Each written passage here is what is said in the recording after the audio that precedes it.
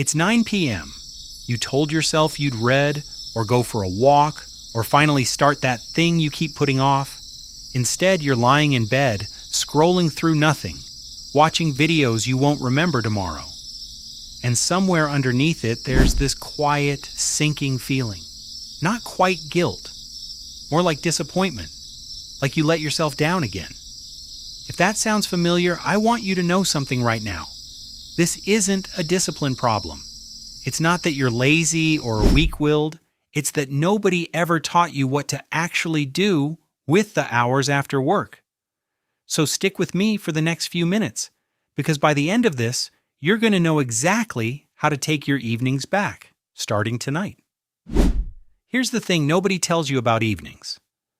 By the time you get home, your brain has already spent its best energy. You've made decisions all day, solved problems, dealt with people, held yourself together. So when you finally sit down, you're not choosing the couch and your phone because you're undisciplined. You're choosing it because it's the path of least resistance, and your brain is begging for one. The problem isn't that you want to relax. The problem is that the way you're relaxing isn't actually giving you anything back. Think about the difference between scrolling for 2 hours and going for a 20-minute walk. Both feel like rest in the moment, but only one of them leaves you feeling more like yourself afterward. Scrolling numbs you. It doesn't recharge you, it just delays the tiredness and adds a layer of fog on top. That's why you can spend an entire evening doing nothing and still feel exhausted and behind. You didn't rest. You checked out. So if checking out isn't the answer, what is?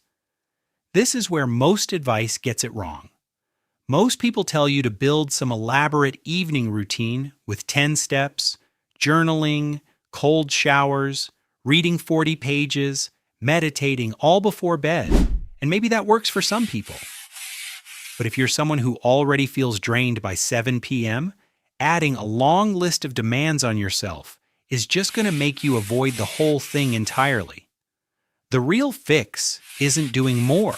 It's doing less, but doing it on purpose. Let's break this down into something you can actually use. The first step is what I call the decompression window. When you get home, give yourself 15 to 20 minutes where you do absolutely nothing productive on purpose. Not scrolling, just sitting, breathing, maybe staring at the wall. This sounds strange, but it matters because your brain needs a clear transition between work mode and home mode. If you skip this and go straight into chores or scrolling, you never actually leave work mode. You just distract yourself from it. Give yourself permission to pause first. That pause is what makes everything after it easier.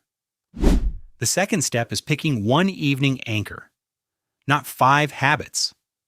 1, something small enough that you could do it even on your worst day. Maybe it's a 10-minute walk. Maybe it's reading a few pages of a book you actually enjoy.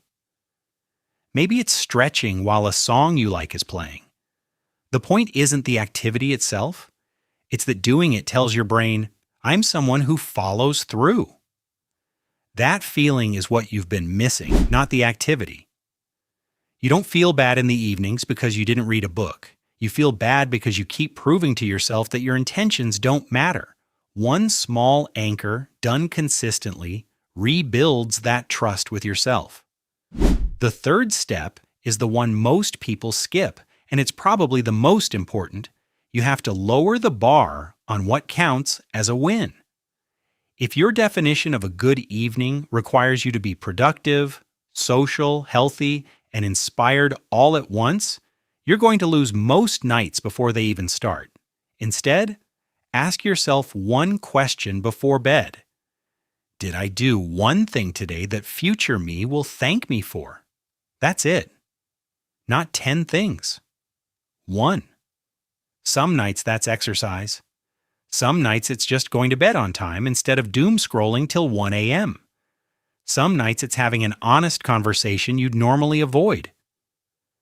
The standard isn't perfection. It's just slightly better than autopilot. Now I know what some of you are thinking. This sounds nice, but I'm just too tired by the time I get home. And I get that, because tiredness is real. But here's something worth sitting with. Most of the time, what we call tiredness in the evening isn't physical exhaustion, it's emotional avoidance. You're not too tired to take a walk. You're too tired to face the parts of your day you haven't processed yet. Scrolling becomes a way to avoid feeling anything. So when you start your evening with even 5 minutes of doing nothing, like that decompression window, you're not adding effort. You're removing the need to numb yourself in the first place. There's also this trap a lot of us fall into, where we treat the evening like punishment time. Like if we didn't get enough done during the day, the evening has to be sacrificed to catch up, to feel guilty, to scroll mindlessly, because we deserve to shut off after how hard the day was. But constantly using your evenings to escape your day means you never actually build a life you want to come home to. You're just surviving until the next morning, over and over. That's not sustainable, and deep down you already know that. So here's how this comes together in real life. You get home, you give yourself a short window to just exist without demands. Then you do your one small anchor, the walk, the page of the book, the stretch, whatever it is for you. And before bed, you ask yourself that one simple question. Did I do one thing today my future self will thank me for? If yes, that's a win. Full stop. You don't need 5 accomplishments to call it a good night. You need one moment of integrity with yourself. This isn't about becoming a different person overnight. It's about closing the gap between who you say you want to be and what you actually do when no one's watching. That gap is where most of the bad feelings live. Close it, even a little, and the heaviness starts to lift on its own. So if you take one thing from this video, let it be this. Tonight when you get home, don't aim for a perfect evening. Aim for one small thing, one walk, one page, one moment where you choose presence over numbness. That's enough to start rewriting how your evenings feel. You don't need a new life. You just need tonight to go a little differently than yesterday did. Start there.